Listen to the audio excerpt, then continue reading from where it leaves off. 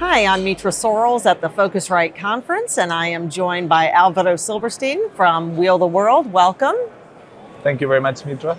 Great to finally meet you in person. Yes. Welcome to the event. So, you've just presented on stage. Tell us a little bit about Wheel the World first to get us started. I know you are a platform for travelers with disabilities, correct? Exactly. We like to say we are like the booking.com for people with disabilities to find and book accessible accommodations, tours, and activities.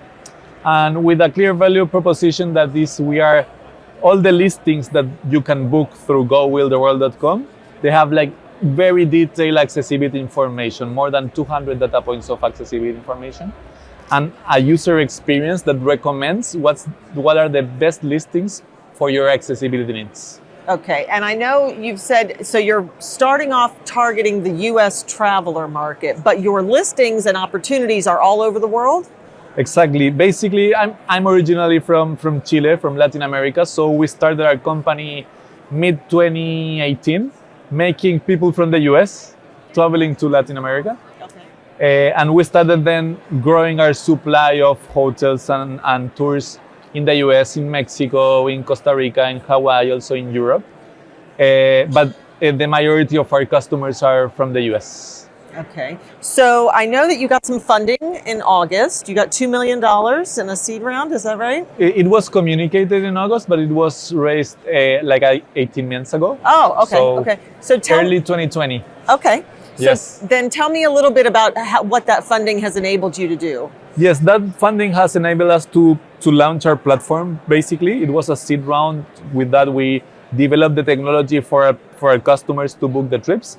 And also we developed an app that we call the Accessibility Mapping System to collect the data points of accessibility of the offer that we have at gowheeltheworld.com.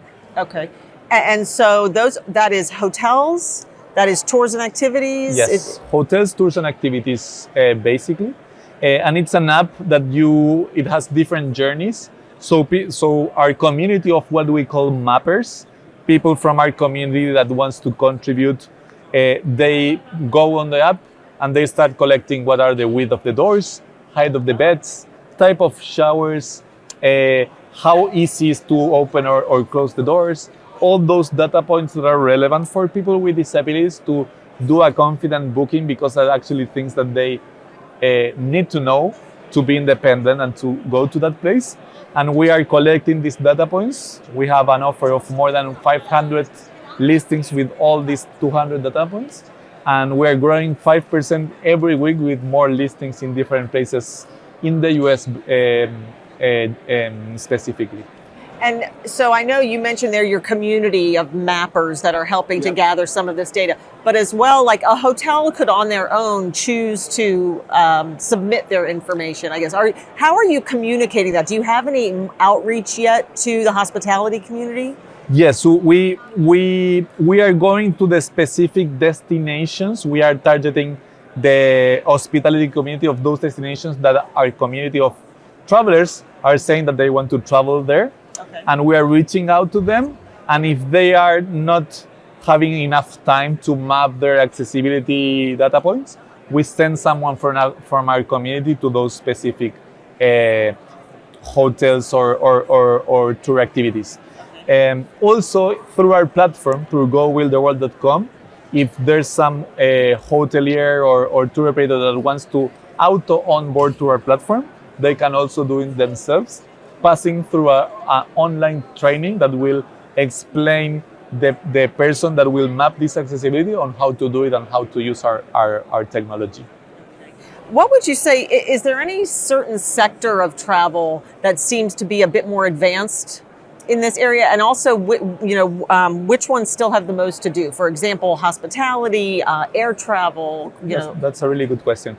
I think at hotels, it's more advanced in the US. Less in other places around the world. In the area that it's much more opportunities to do more and to do better, I would say that it's in tour activities and also in flights, airlines, and all the flight experience is something that people with disabilities, we often suffer.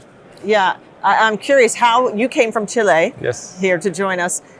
Just in general, how was your experience? I mean, did you see opportunities for improvement? Yes, I mean, I'm used to travel. I love traveling, and I already got my techniques on how to travel independently. But for example, things that happens all the time. I'm staying in a hotel that is still not at gowilltheworld.com. I had to call many times to make sure that it had the accessibility that I need, that it's a rolling shower, like a good way to go around. But it's the room that I'm staying is, the door is so hard for me to open it. I cannot do it my own, and I'm by myself here, so I have to call every time the front desk someone to help me open the door of my room. So things like that is the ones that we are trying to solve with technology, because now we have already, after today, the hotel I'm staying at gowilltheworld.com, and we like specified what are the data points of accessibility, so people can understand and plan in advance and be prepared for what they are going to experience. Yeah, the information gathering is just so important. You know? Exactly, it's an information opportunity, and also because if we collect the data points of accessibility and we understand also what are the users' needs, we can also advise and help hotel chains and tour operators on how to improve their services in order to better serve people with disabilities, right? So that's kind of the concept that we are trying to push through technology and data.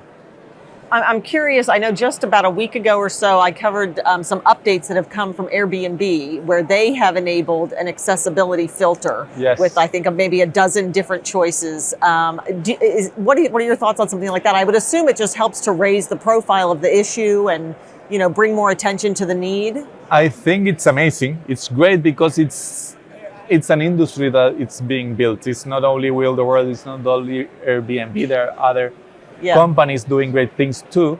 I believe that for Airbnb it's even more challenging because homes it's just harder to find accessibility, and also but it's great, and I think that also it's important to make this data of raising accessibility information to be reliable, to actually make sure that it's actually as accessible as platforms are saying that it is.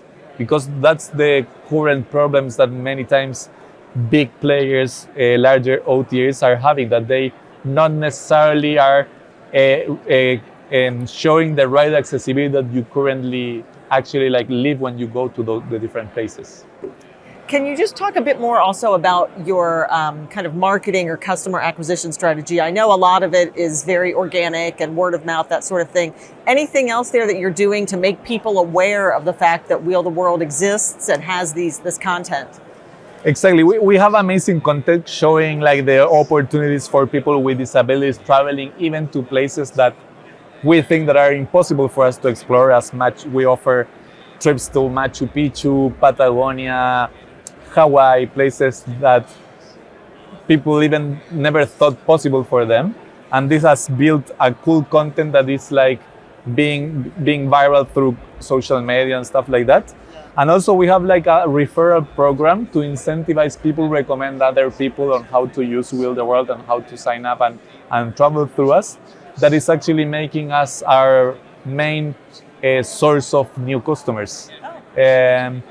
People with disabilities are not used to have a product that is totally specific to solve our problems. So they normally are inspired and they are like happy that we exist. So we are building this community that is allowing other people to know that we exist and they can travel through us. Yeah.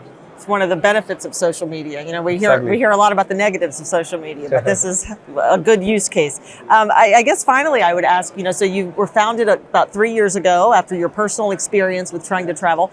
What have you learned now, looking back on these 3 years? I mean, you were not from the travel industry. This was your first company, I believe, to found. What have you learned through this journey? Yes. Well, about the travel industry, so many actors, players, Yeah. intermediaries, and it's such a complex industry, right? In terms of technologies, integrations, etc. And also uh,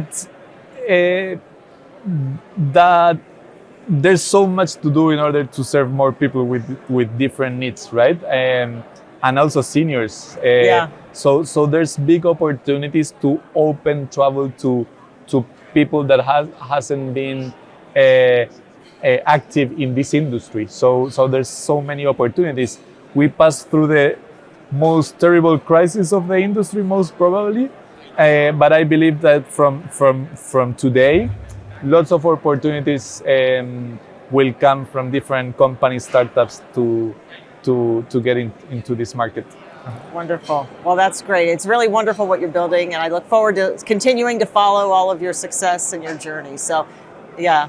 Thank you very much. I'm Yeah. excited to be part of this industry and really having fun here at the conference. Wonderful. Alvaro, thank you so much. And Thank you, thanks Mitra. so much for watching.